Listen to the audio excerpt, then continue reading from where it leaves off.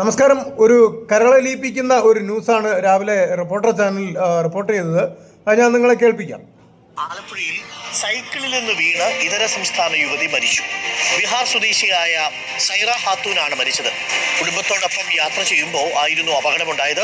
മൃതദേഹം നാട്ടിലേക്ക് കൊണ്ടുപോകാനാകാതെ 3 പെൺകുഞ്ഞുങ്ങളുമായി ആശുപത്രി മോർച്ചറിക്ക് മുന്നിൽ ഇരിക്കുകയാണ് പിതാവ്.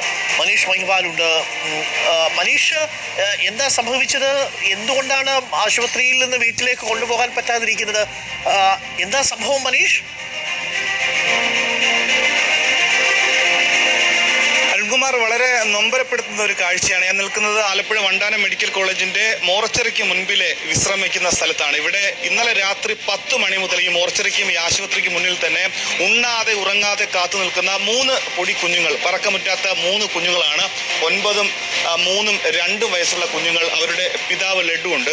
ഇന്നലെ രാത്രി 9 മണിക്ക് ശേഷമാണ് ആലപ്പുഴ മാന്നാറിൽ വെച്ചാണ് ഈ സൈറ ഖാത്തൂണിന് അപകടം ഉണ്ടായത്. ഈ സൈക്കിളിൽ ഇവരെല്ലാവരും കൂടി യാത്ര ചെയ്ത സമയത്ത് ഇളയ കുട്ടിക്ക് വീണ് പരിക്കേൽക്കുന്ന രീതിയിലേക്ക്, അതായത് കുട്ടിക്ക് പരിക്കേൽക്കുന്നു. അങ്ങനെ കുഞ്ഞിനെ രക്ഷിക്കാൻ വേണ്ടി സൈക്കിളിൽ നിന്ന് അങ്ങനെ ശ്രമം നടത്തിയപ്പോഴാണ് സൈറ ഖാത്തൂൺ റോഡിലേക്ക് വീണത്. ആദ്യം മാവേലിക്കരയിലെ സ്വകാര്യ ആശുപത്രിയിൽ എത്തിച്ചു. പിന്നീട് അവിടെ നിന്ന് ഹെഡ് ഇഞ്ചുറി വലിയ രീതിയിൽ ഉണ്ടായതുകൊണ്ട്, സങ്കീർണമായതുകൊണ്ട് തന്നെ ആലപ്പുഴ വണ്ടാനം മെഡിക്കൽ കോളേജ് എത്തി. രാത്രി 10:30 സൈറ ഖാത്തൂൺ മരിച്ചു. പിന്നീട് എന്ത് ചെയ്യണമെന്നറിയാത്ത വളരെ ദയനീയമായ സാഹചര്യത്തിലാണ് പിതാവ് ലഡു ഉള്ളത്. പിതാവ് ലഡു ജോലി ചെയ്യുന്നത് ഒരു സ്വകാര്യ കുടിവെള്ള കമ്പനിയിലെ ഡ്രൈവറാണ്. അദ്ദേഹം ആ കമ്പനിയിലെ മുതലാളിയെ വിളിച്ചു, ഓണറിനെ വിളിച്ചു. പക്ഷേ അയാൾ സഹകരിക്കുന്നില്ല. അതിനുശേഷം കയ്യിൽ പണമില്ല, കുട്ടികൾക്ക് ആഹാരം വാങ്ങിച്ചു കൊടുക്കാൻ പോലും കാര്യങ്ങളെ സംബന്ധിച്ചുള്ള കാര്യങ്ങൾ വലിയ ആശങ്കയാണ്. ഭാര്യ മരിച്ചു. 7 വർഷത്തോളമായി ഇവർ കേരളത്തിൽ താമസിക്കുകയാണ്. അങ്ങനെ എന്ത് ചെയ്യണം എന്നറിയാത്തൊരു സിറ്റുവേഷനിലാണ് നിലവിൽ ഈ ലഡു ഉള്ളത്. നിലവിൽ മൃതദേഹം വീട്ടിലേക്ക് കൊണ്ടുപോകാനല്ലേ?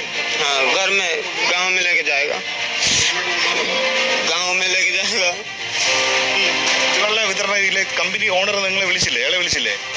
फोन करेगा, वो नहीं आएगा, नहीं बोलता मैं नहीं आएगा, 1 रुपया नहीं देगा, मैं नहीं जानता है.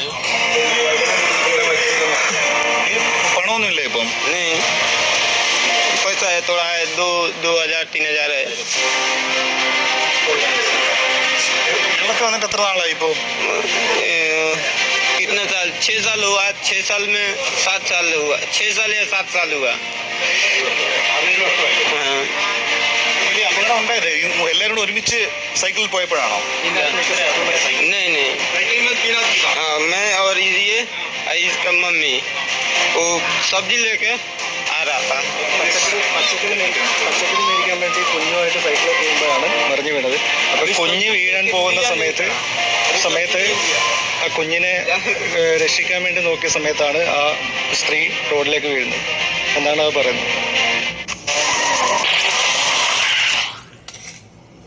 അപ്പോൾ ഈ ലഡു എന്ന് പറയുന്ന അന്യസംസ്ഥാന തൊഴിലാളിയുടെ ഭാര്യ മരിച്ചിരിക്കുകയാണ്. ഇവർ എന്ന് വെച്ചാൽ 3 കുട്ടികളും ഈ വൈഫും ഈ യുവാവുമായിട്ട് സൈക്കിളിൽ വരുമ്പോൾ ഒരു ഇളയ കുഞ്ഞ് താഴെ വീഴുകയും അതിനെ രക്ഷിക്കുവാൻ വേണ്ടി വന്നപ്പോഴാണ് ബാലൻസ് തെറ്റി ഈ സ്ത്രീ, ഇയാളുടെ വൈഫ് വീണ് മരിച്ചത്.